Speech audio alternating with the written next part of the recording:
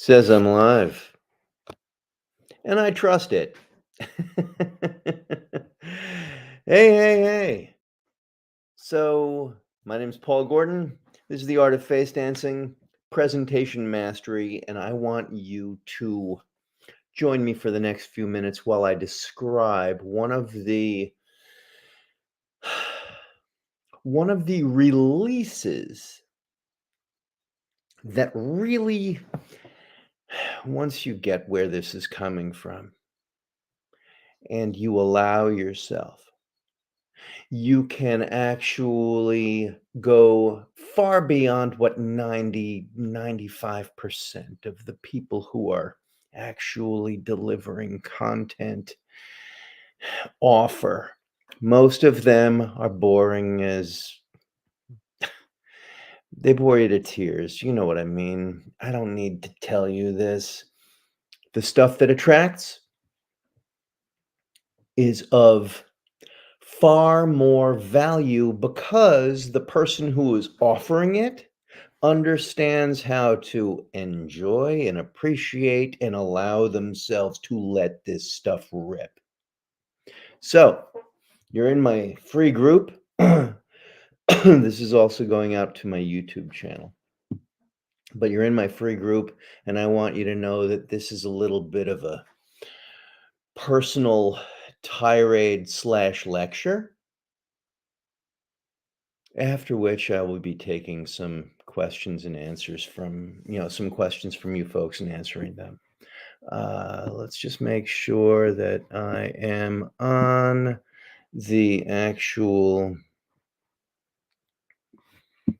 page itself so I can see who's commenting on things. But this is going out on StreamYard, so let me know. Okay? And on StreamYard, if you're not logged in, you are going to show up as an anonymous user. It's perfectly fine. I'll answer the question no matter what. As a matter of fact, I don't need to have you in context. As long as you ask something of value, I will answer that thing with everything I got. Why am I even bringing this up? Because one of my clients recently sent me a message, and this compelled me to want to say this stuff to you.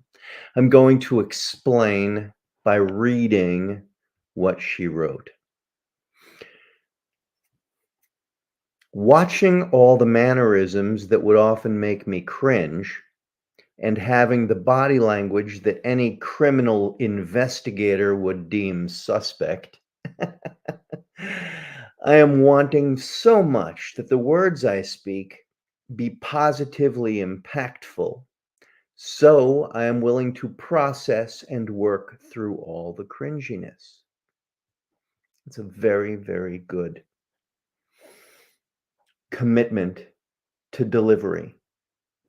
And in fact, she's going through my program, so she is employing and attempting to embody the truth of the message in order to allow herself to get past her own inner self-critic of her body language and the way she sounds and the words that she's not choosing correctly. And I tell you right here and now, our inner self-critic is very powerful. It's very powerful. It's right there, sitting on our shoulder, whispering in our ear.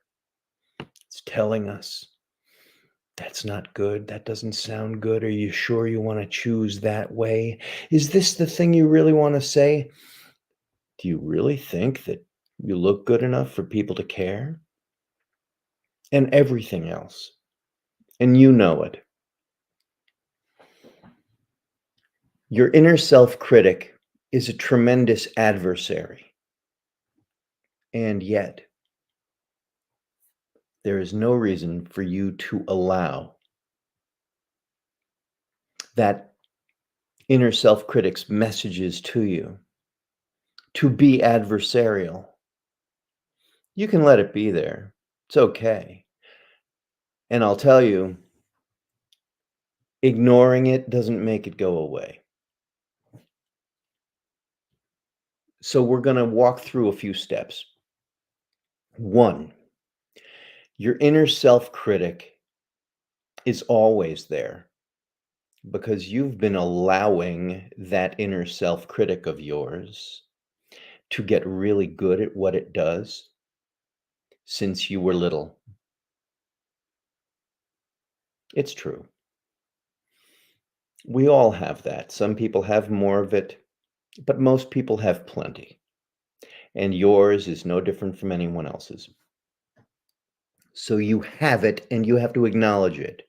You have to allow it to be there. You can't try to ignore it and make it go away. It's not going away. It's not a matter of trying to ignore what's in the room. It's a matter of what you do with the information that is there in the room while you're in that room with it. So you do whatever you do, and you appear here, pressing record and then letting it rip or attempting to. And your inner self critic immediately starts to comment because it's gauging your work. Now, as soon as you acknowledge that the inner self critic is there and you allow it to be there, you are starting to turn it from a foe to a bystander. My offering to you is that you can actually push it further.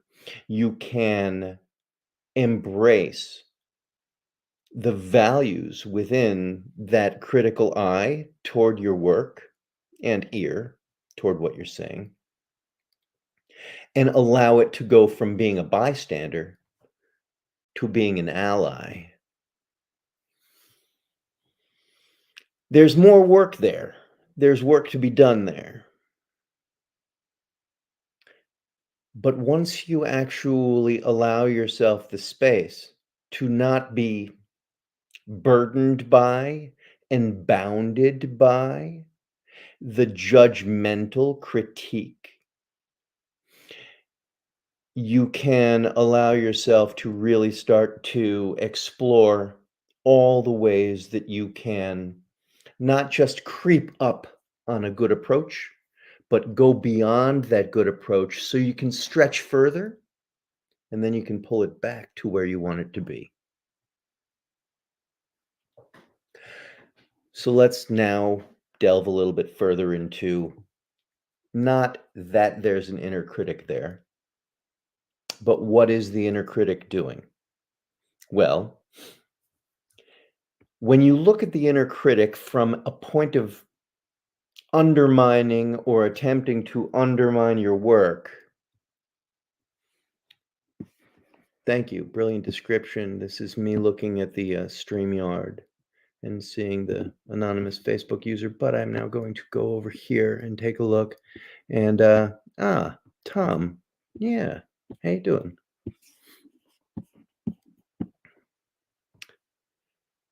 So when we go from the inner critic trying to undermine our work to the inner critic actually simply pointing out things that might be stumbling points, you can see that critique not as mean-spirited and negative, but just as an objective taking the temperature of what you're doing.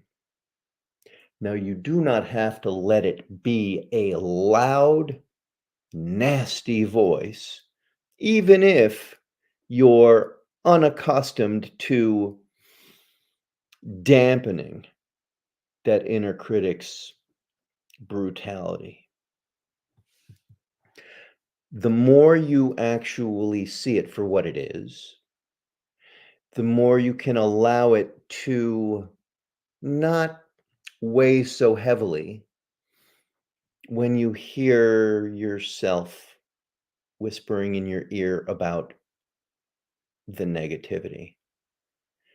If it says, "Do you really want to be doing that?" The answer is, "Sure, I'm here, I'm fine." I ask you this, I ask you this. What's the better alternative? To beat the shit out of yourself and make yourself feel bad for the fact of being there? You really think that's gonna do you any good? It won't. So you can seize the reins and you can own the fact that you have this inner critic as loud as everyone else's. And you can just say, it's not mine. It's not only me. This is part of the blessings and curses of rational thought. So I'm just going to let it be there. And then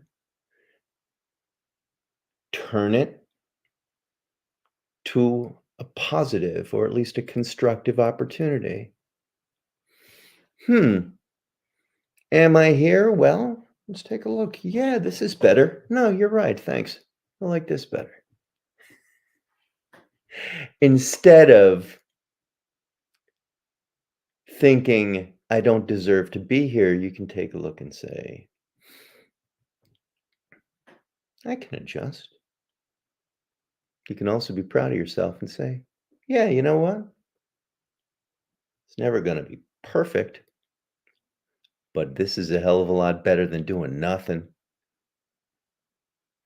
And pat yourself on the back.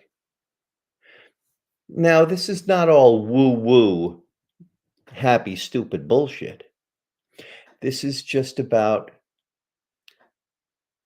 quashing some of the loud ancillary noise that distracts. Yeah, giving confidence to the inner critic. Absolutely. Now, this can empower you a little bit.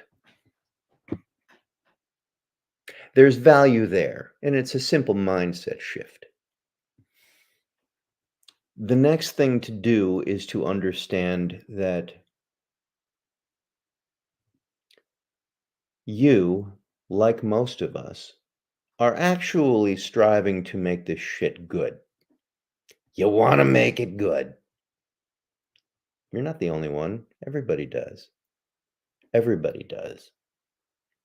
So stop worrying about the fact that you really want to make it good because you're not special that way. That's a universality. And it's okay to want to strive toward being good. In other words, get over yourself. Relax. Everyone wants to have it be good. It's kind of like on the negative side, here's an example, and I know you know this. Someone comes up to you, "Hey, how you doing?" And say, I've had a cold. I hate colds." "Oh, really? I love colds." Nobody says that. Everybody says, "I hate colds." Yeah, right. Duh. So you wanna make it good. Duh. Of course you do. Get over yourself. Relax about it. Everyone wants to be good. Allow it to just be there. Again, stop making it of more importance because everyone gets it. Once you stop trying so hard to make it good, you can allow yourself to just plain be there, knowing that, yeah, of course I want it to be good, but good comes with practice and good comes with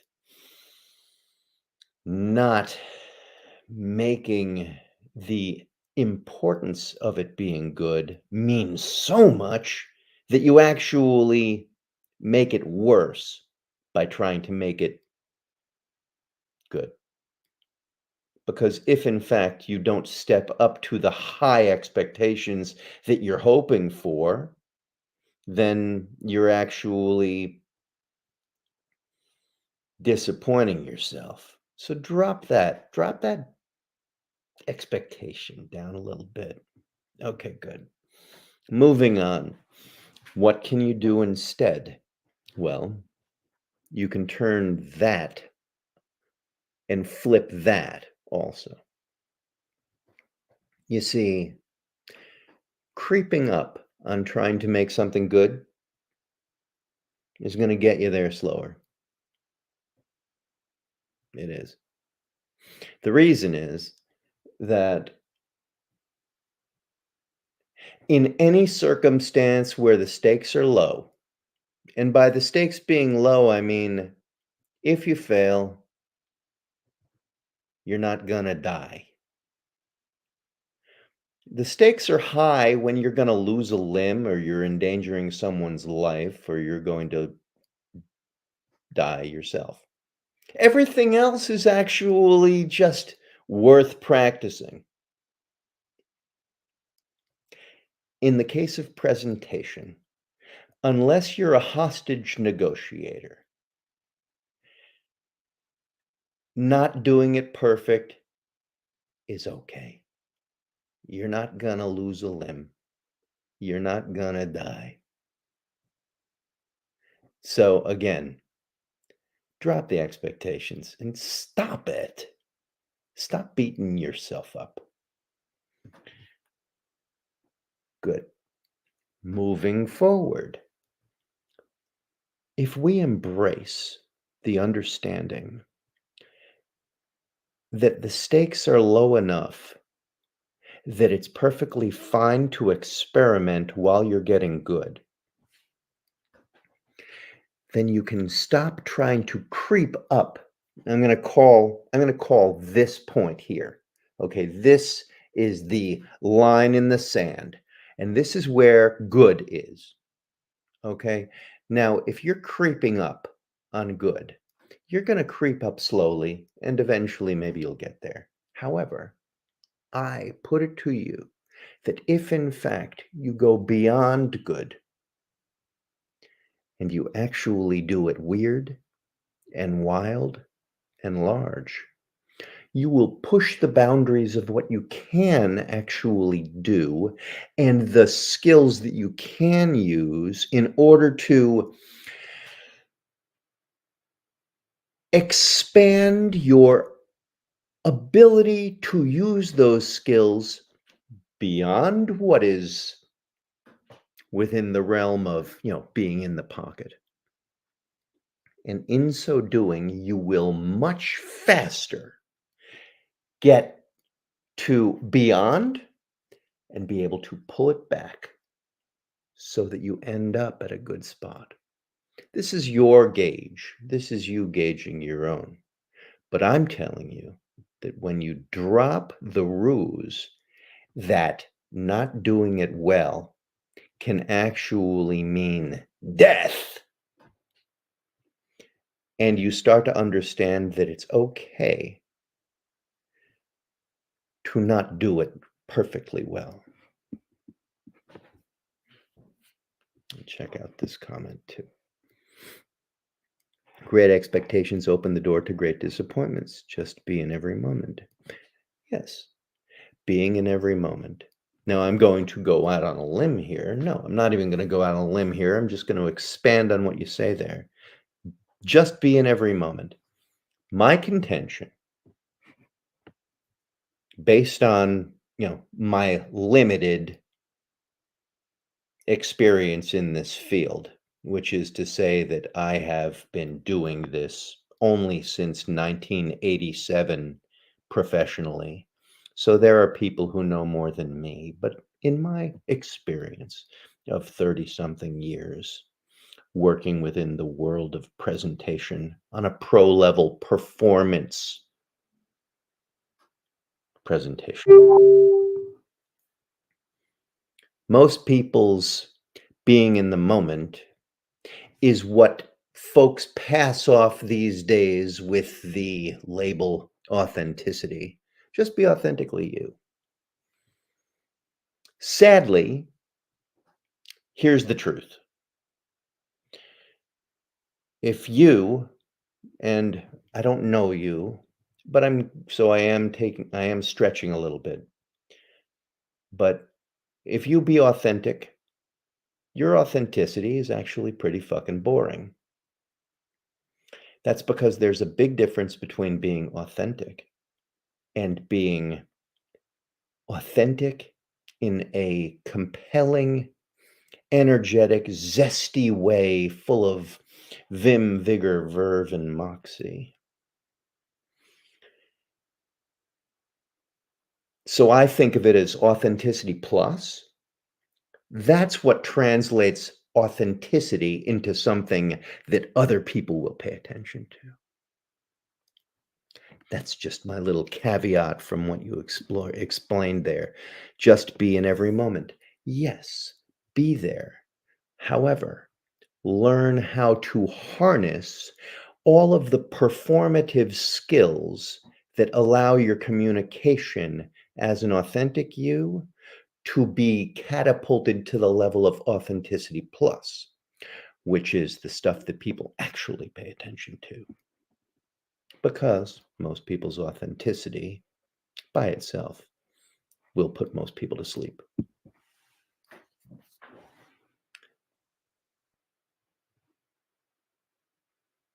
Not not with the intention of raining on anyone's parade, just with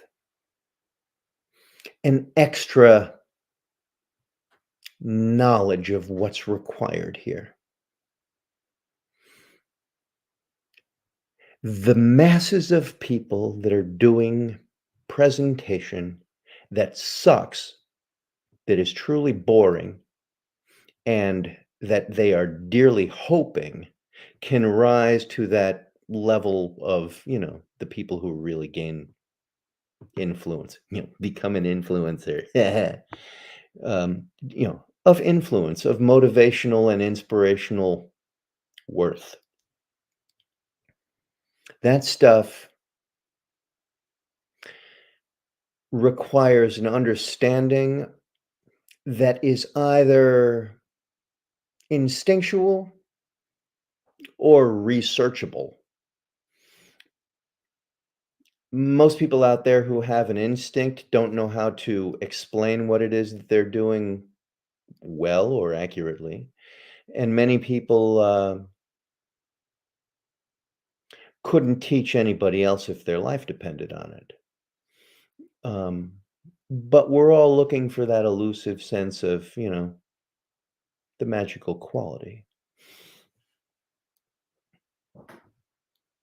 So, this is where you empower yourself to push beyond the limits of what you deem to be shooting for being in the pocket of what's good. And in fact, stretch way beyond that, pushing to a place where you're doing it in a wild, crazy, larger, weirder, more experimental, sloppy, interesting, slightly dangerous, potentially controversial way, so that you can then pull it back quicker to that place where you find it to be in the pocket. So this comment, go beyond the default in terms of expressiveness, find new ranges of expression. And this, yeah, that's what I'm saying. Yes. Now, I work with people in order to customize their understanding. But I want you, you're here. You're here in this group. Maybe you just want to be normal like everybody else, but I'm guessing that if you're going to pay attention to what's going on in here, it's because you know that what I'm looking for is the same stuff that I've learned to embody myself. That esoteric blend of fearlessness and exploration that allows you to actually be one of the people who is the antidote to all of that generic, manipulative, business strategized crapola that sounds and feels and smells exactly like everybody else's.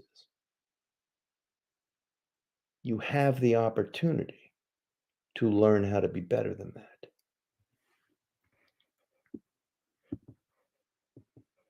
I've found that normal is overrated. There are 1,500 people in my group who agree with you. And kind of boring. Need I repeat what I just said? And there's a yup in all caps. Can I get a yar in all caps? Yar! So now I'll just wrap this up and then I'll ask. There you go. There you go. Yar, yar, yar. And oh yes, jolly good chap, I do say yar. um, so I'll tie this all together and then I'll answer some questions if you have any questions. What's the purpose of this? The purpose of this is simple. We, human beings, are social animals, and we actually locate ourselves in relation to everybody else out there. And because we like to understand where we are in relation to our own world, and we can best do that by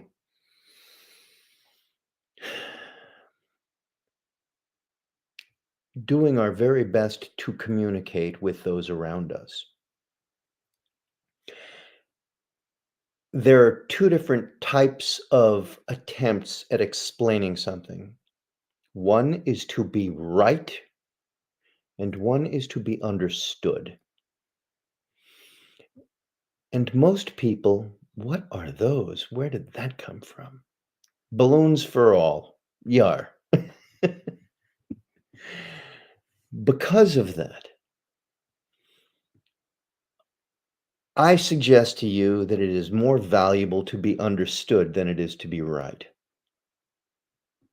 And what we are looking for is the majesty of being able to explain things in a non generic, individualized, passionate understanding of what we truly believe in, so that we can then be understood by the largest amount of people out there.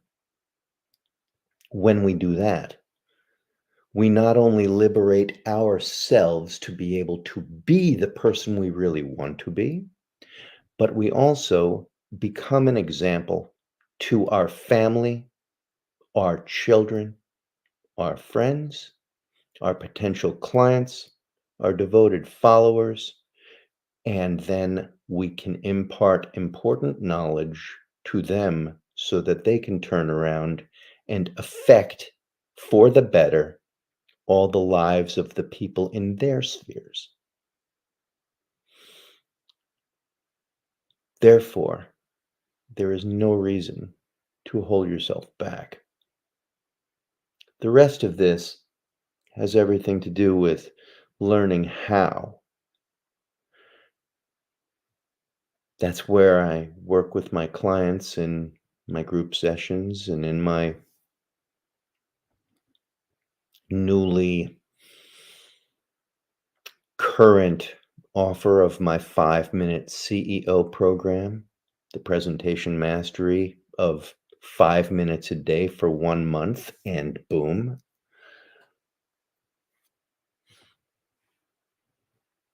But that's where it all comes from, and that's where it all goes to.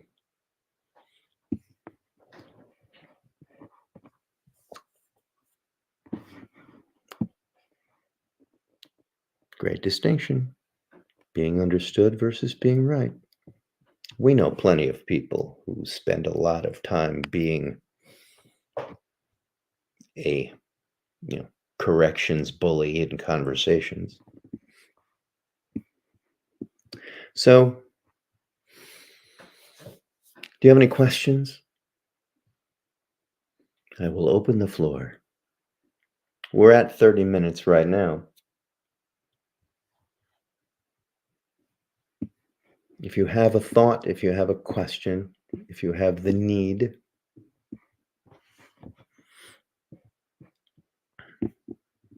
now for the first time in this thing, I'm taking a look at all of the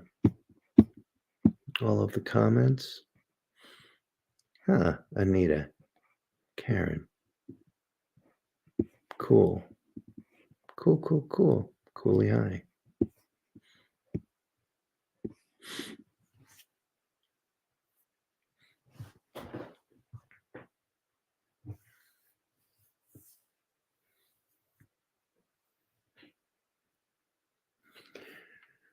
It may be that I have given you lots of fodder to process, to chew on, to think about. That's fine with me.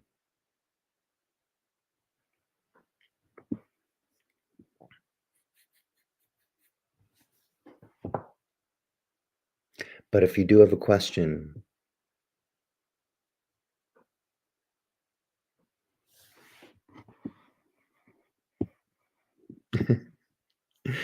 too good at creating understanding, I have no questions. And I thank you for that. I tend to lose track of what I want to say when the camera goes on. Terrific.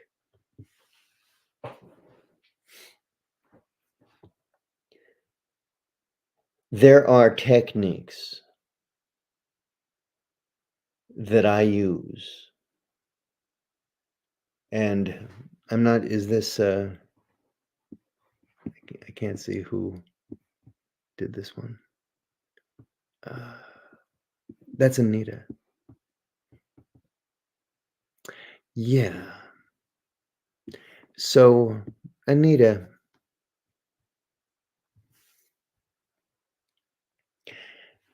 I believe that you are somewhere within the 5-minute CEO.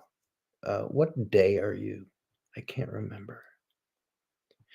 But you are on your way through the embodiment section, the embodiment series of, daily prompts. You're on day 6. Right. So if I take a look at my, right. You're on the way, right. You're on day 6. So you have one more day worth of foundational principles, after which you enter the section on the embodiment and personification. And that is going to be 1, 2, 3, 4, 5, 6, 7, 8 days of individualized prompts that way. And in there, you are going to be starting to feel this. And you will actually be able to answer your own question. Now, the neat thing is that after the personification section, like I just described, comes the strategy section. And I've given you a bonus because I've increased the program in terms of the progression of daily prompts. 1, 2, 3, 4, 5, 6. There will be 7 individual days of strategy that will actually allow you to develop your ability to not lose track anymore. You will no longer be losing track of what it is you want to say. Once you get in there, Through the strategy, you will go to the integrations of storytelling. And after that, the integrations of storytelling, you will then move on to the mastery principles. You're going to love this. You're already in it. You're already doing it. Allow yourself to just be part of this journey, to trust this process. I know that you are there looking to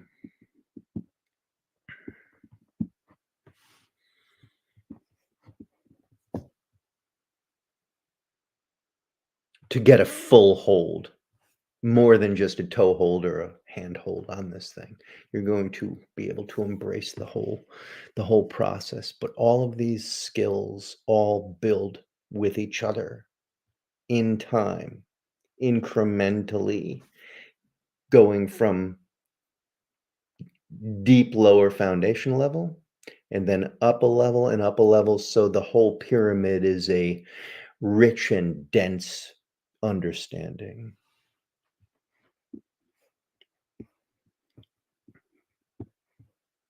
Can't wait to start. Yeah, you're gonna love it. Ah, huh. Loving the 5-minute CEO. I am having so much fun with this. Um, it's worthwhile giving a shout out to my buddy Brennan Hopkins, who has been working with some very, very high level movers and shakers in the business world for a long time. Can't wait to start the program. You'll love it. That's nice. The enthusiasm. It's infectious, isn't it? So Brennan and I had a chat. I don't hop on friendly back and forth calls with too many people. I, like you, am in my own little vacuum working on my own shit on a regular basis, and I say no to practically everything. But he was the one who planted this idea in my mind. And he said, you have an extended process, but there are a lot of people who are very busy with their work. So they don't really have the time to do an extended process. They need something that can get them there in short bursts over a relatively short amount of time so that things don't get in the way. When you can do that, they don't they don't care much how much the price is. I'll throw this in here just because I've mentioned it before and you need to hear it again. There's a very, very simple adage, and people are going to speak to you about this. You're going to be talking to clients, and these clients are going to say something to the effect of, I want something really good.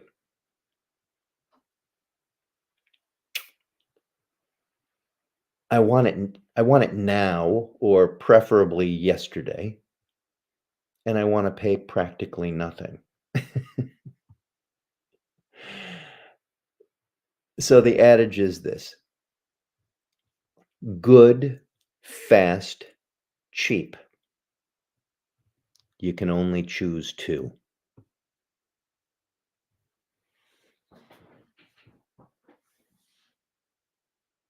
So where does this program go?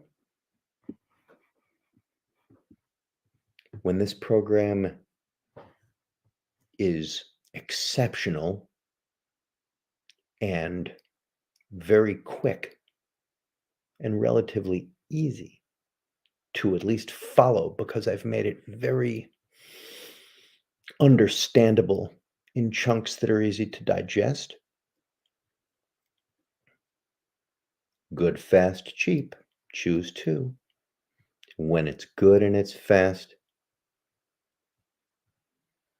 you don't have to talk to anybody about why it's not cheap.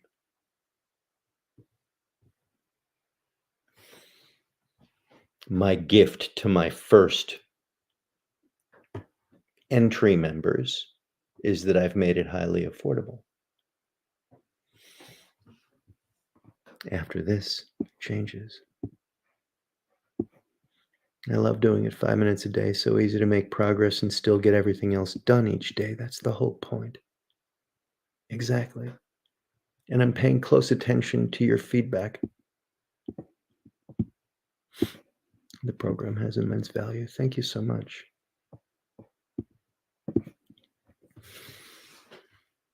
Codifying a system, a method, and a strategy of delivering something. That's everything, right? With my higher level clients, I share all of the principles that I have developed in order to make something that is more than just a full-time job. You know, this is what I do and how I support my family with money.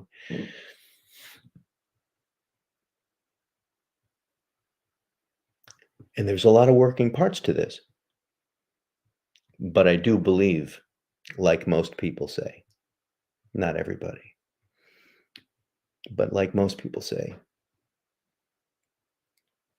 do something you truly love, and though there is work, you won't feel like you are working another day in your life. And I'll change that a little bit and say, when you do something you really, really love, and you're able to codify it into a system that becomes a business,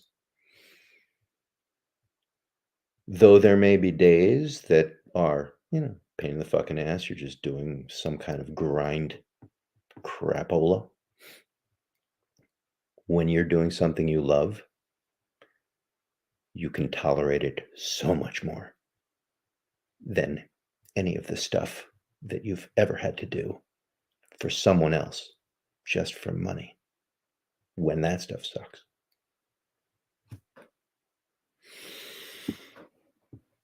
Okay, we're almost at 45 minutes, so I think I'm gonna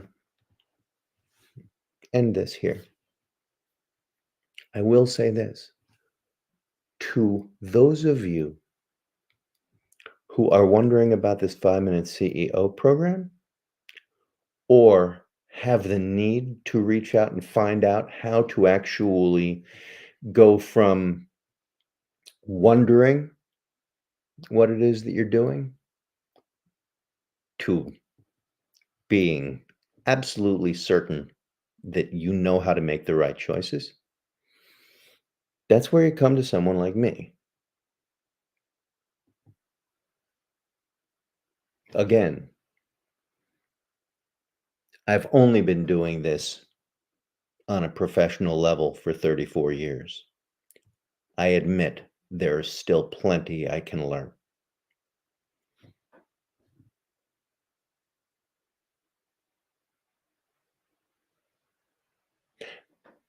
But I show up every day, give what I can with all I got.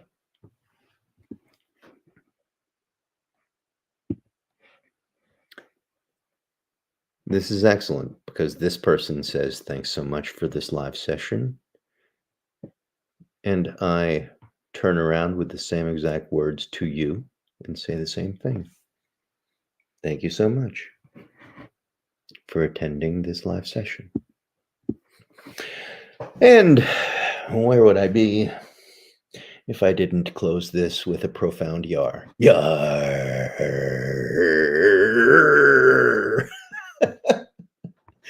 I didn't know I was going to do that. Okay.